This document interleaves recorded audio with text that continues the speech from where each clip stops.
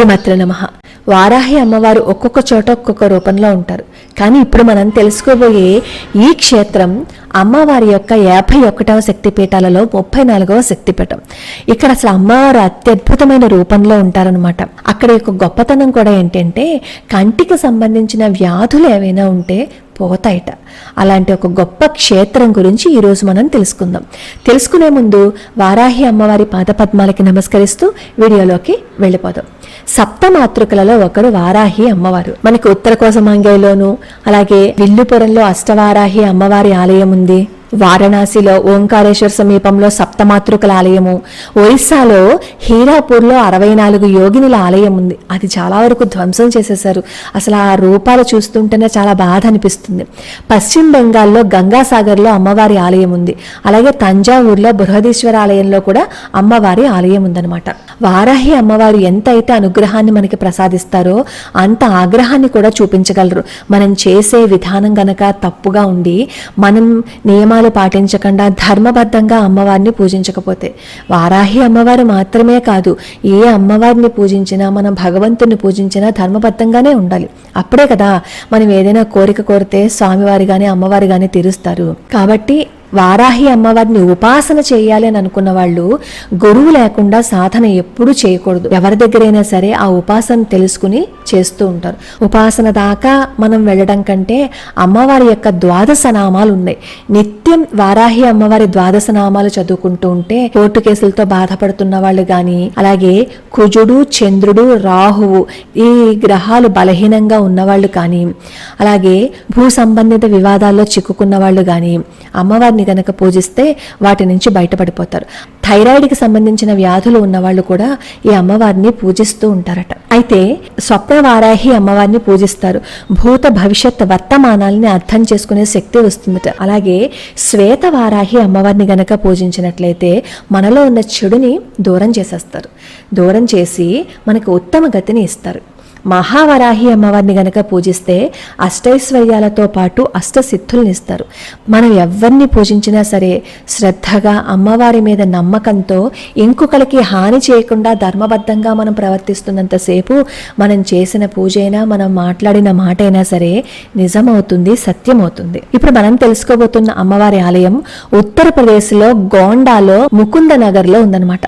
ఈ ఆలయం చుట్టూ కొమ్మలు ఉంటాయన్నమాట. చాలా పాత మర్రి చెట్టు అక్కడ మనకి కనిపిస్తుంది. ఇక్కడ అమ్మవారు వారాహి అమ్మవారు. ఇక్కడ అమ్మవారిని భవానీదేవి అని కూడా పిలుస్తూ ఉంటారు. కొంతమంది ఏం చెప్తారు అంటే ఇక్కడ అమ్మవారి గడ్డం కింది భాగం పడిపోయింది అంటారు. అంటే కింది భాగం పడిపోవటమే కాకుండా 2 పళ్ళు కూడా అక్కడ పడిపోయాయని చెప్తారు. 51 శక్తిపీఠాలలో 34వ శక్తిపీఠం ఇది. ప్రతి సోమవారము అలాగే ఆషాఢ మాసంలో కూడా ఇక్కడ విపరీతంగా అమ్మవారికి పూజలు జరుగుతూ ఉంటాయి. ఆలయం చూసినట్లయితే మనకు ఒక చిన్న గుహ కనిపిస్తుంది. ఇక్కడ ఎటువంటి విగ్రహం కూడా కనిపించదు. నేతితో చేసిన దీపారాధన మాత్రం మనకి కనిపిస్తుంది అనమాట. ఈ దీపారాధననే వారాహి అమ్మవారిగా చెప్తూ ఉంటారు. ఈ ఆలయ ప్రాంతంలోనే వారాహి అమ్మవారి మూర్తి ఉంటుంది. అది కూడా మనం చూడొచ్చు. అయితే ఇక్కడ ఉన్న మర్రి చెట్టు మొత్తం ఈ గుహని మొత్తం కప్పేసింది. 1800 సంవత్సరాల పురాతనమైన మర్రి చెట్టు అని చెప్తారు.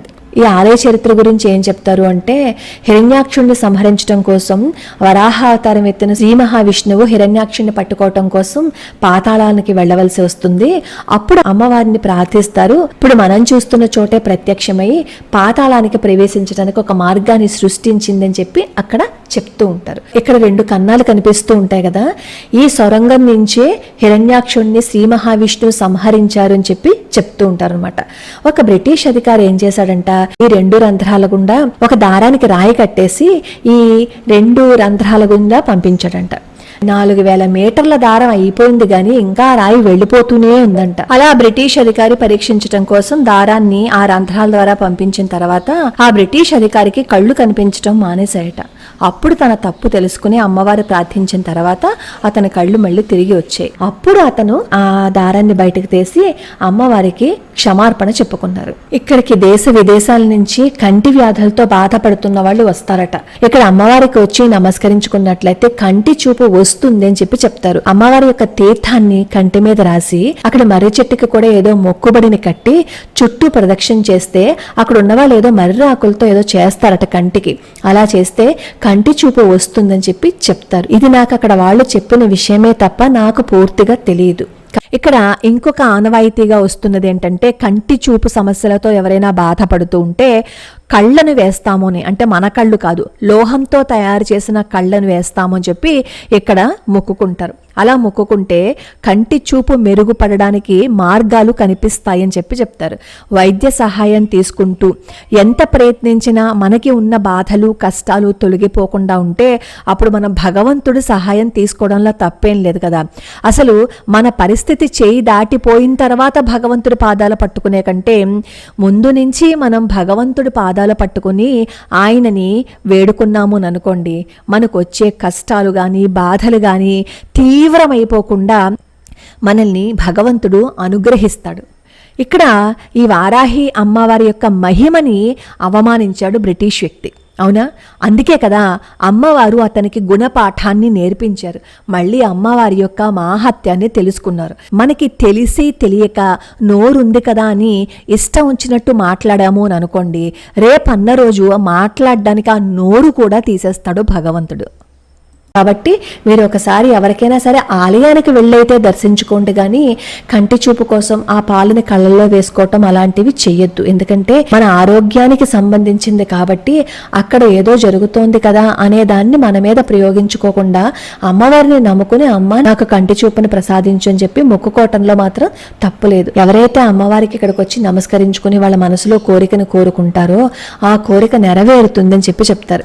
అసలు మామూలుగానే వారాహి అమ్మవారి నామాలు నిత్యం చదువుకున్నట్లయితే ఏ సమస్యల నుంచైనా సరే బయట పడిపోతామని చెప్పి చెప్తారు. ఇటువంటి అద్భుతమైన ఆలయాన్ని మీరు కూడా వీలున్నప్పుడు దర్శించుకోండి. లోకా సమస్త సుఖినో భవంతు, సర్వే జనా సుఖినో భవంతు.